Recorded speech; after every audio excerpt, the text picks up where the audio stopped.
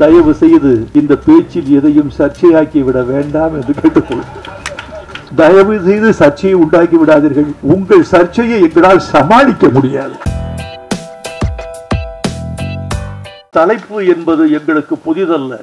நான் எழுதிய முதல் பாட்டு பொன்மாலை பொழுது, அது ஒரு படத்துக்கு தலைப்பானது. புதுக்கவிதைக்கு நான் எழுதிய ஒரு பாட்டு வெள்ளை புறா ஒன்று, அது ஒரு பாட்டுக்கு தலைப்பானது. என் பல்லவி பூவே பூச்சூடவா, அது அந்த படத்துக்கு தலைப்பானது. இப்போதுதான் தெரிந்து கொண்டேன் திருப்பாச்சி என்பது கூட என் பாட்டுக்குள்ளிருந்து வந்த தலைப்பு என்று. இப்படி எத்தனை பேர் ரகசியமாக என்னை பயன்படுத்தி இருக்கிறார்கள் என்பதை நான் அறிய மாட்டேன். நீதானே எந்தன் பொன் வசந்தம் என் பாட்டு தலைப்பு, விண்ணை தாண்டி வருவாயா என்பது என் பாட்டு தலைப்பு. இவர்களில் யாரும் தோழர்களே வைரமுத்துவை வந்து பார்த்தோ தொலைபேசியில் கேட்டோ இந்த தலைப்பை பயன்படுத்தியதில்லை.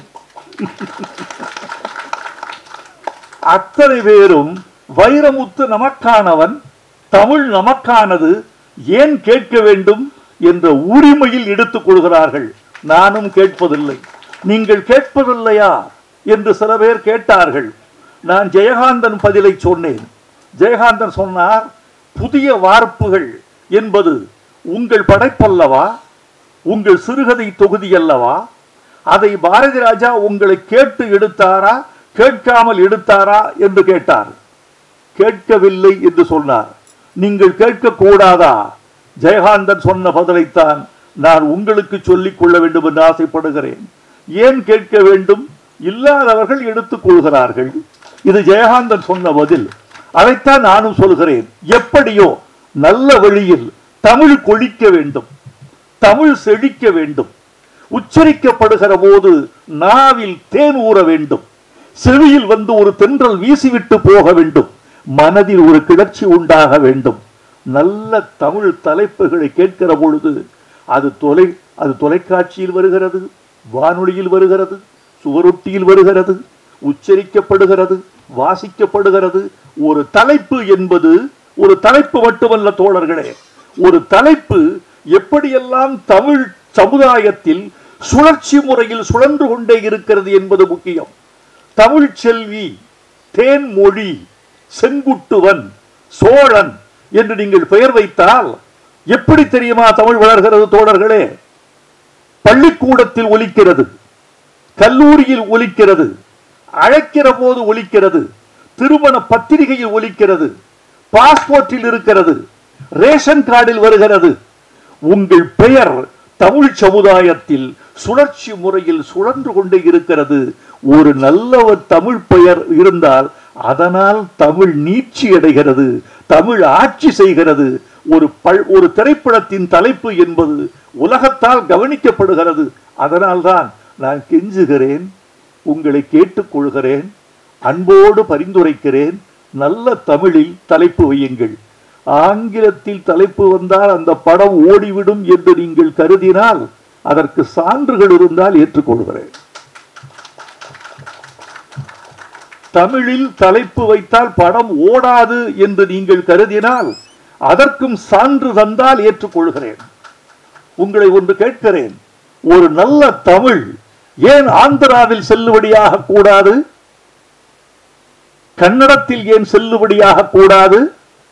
ஒரு இந்தி தமிழ்நாட்டில் செல்லுபடியாகிற போது ஒரு தமிழ் அறியாத மாநிலங்களில் ஏன் செல்லுபடியாக கூடாது? நீங்கள் அப்படித்தானே தமிழை செல்லுபடி ஆக்க வேண்டும், அப்படித்தானே ஆக்க முடியும். அதனால் உங்களை அன்போடு கேட்டுக்கொள்கிறேன்.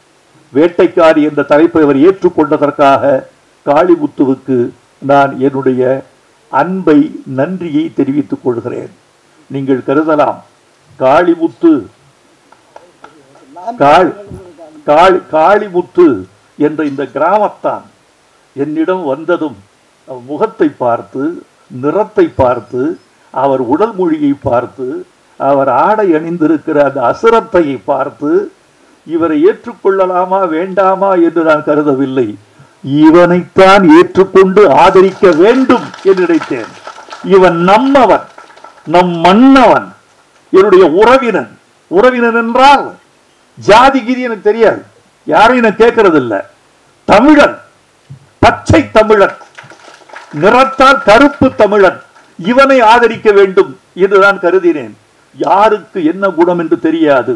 நிராகரிக்கப்பட்டவர்களெல்லாம் எந்தெந்த உயரத்தில் இருந்தார்கள் என்பது உங்களுக்கு தெரியாது.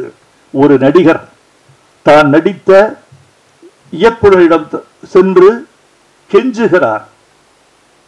அந்த இயக்குனரை பார்த்து கெஞ்சுகிறார், இதான் என்னுடைய முதல் படம், தயவு செய்து இயக்குனர் அவர்களே எனக்கு ஒரு க்ளோஸ்அப் போட முடியுமா படத்துல? ஒரு இயக்குனரை பார்த்து கெஞ்சுகிறார் ஒரு நடிகர், எனக்கு ஒரு க்ளோஸ்அப் போட முடியுமா? ஏன் மேன், உன் முகத்துக்கு க்ளோஸ்அப் கேட்குதா? உன் முகம் சரியில்லை, பல்லு வேற எத்திக்கிட்டு இருக்கு, க்ளோஸ்அப் போட்டா படத்துல ஒரு அருவருப்பு வரும், வேண்டாம், நான் பார்த்துக்கிறேன், நீ போ. அப்படி நிராகரித்த இயக்குனருக்கு பெயர் எல்லிஸ் ஆர் டங்கன். அப்படி நிராகரிக்கப்பட்ட நடிகர் மக்கள் திலகம் எம்ஜிஆர். எந்த முகம் நிராகரிக்கப்பட்டதோ அந்த முகத்தை நெஞ்சில் பச்சை குத்தி கொண்டு ரசிகர்கள் இருந்தார்கள் என்பதை உங்களுக்கு தெரியும். எனவே யாரை நிராகரிக்க வேண்டும் என்று நாம் நினைக்கிறோமோ அவர்களிடம் நான் சென்று அவர்கள் நிழலில் இளைப்பாற வேண்டிய காலம் வந்தாலும் வரும். இன்னொரு நடிகர், இவரை இந்த படத்தை விட்டு தூக்கி விடுங்கள் என்கிறார்கள். ஏன்? இந்த ஆள் வசனம் பேசினால் மீன் வாயை திறப்பது போல் இருக்கிறது, இப்படி சொல்லியிருக்காங்க. இவர் வாய் திறந்தால் மீன் வாய் திறப்பது போல் இருக்கிறது, வாயை திறக்காமல் வசனம் பேச சொல்லுங்கள், அது எப்படிங்க முடியும்? இவரை நீக்கிவிட்டு இந்த பாத்திரத்திற்கு KR ராமசாமியை வந்து பிக்ஸ் பண்ண முடியுமா என்று கேட்டிருக்கிறார்கள். அப்படி கேட்கப்பட்டவர் நடிகர் திலகம் சிவாஜி கணேசன். படம் பராசக்தி. எந்த நடிகனை நீக்கிவிட்டு நீங்கள் வேறு ஆளை வைத்து படமிடுங்கள் என்று சொல்லப்பட்டதோ அந்த நடிகன் 50 ஆண்டு காலம் தமிழ் கலை உலகை சிம்மாசனமிட்டு ஆண்டு விட்டு போனான். யாரை யார் நிராகரிப்பது? காளிமுத்துவை நான் நிராகரித்தால் என்னை நானே நிராகரித்து விடுவதாக அர்த்தமாகிவிடும். தயவு செய்து இந்த பேச்சில் எதையும் சர்ச்சையாக்கி விட வேண்டாம் என்று கேட்டுக்கொள். சர்ச்சையை நீங்கள் உண்டாக்க முடியும், தயவு செய்து சர்ச்சையை உண்டாக்கி விடாதீர்கள். உங்கள் சர்ச்சையை எங்களால் சமாளிக்க முடியாது. நன்றி, வணக்கம்.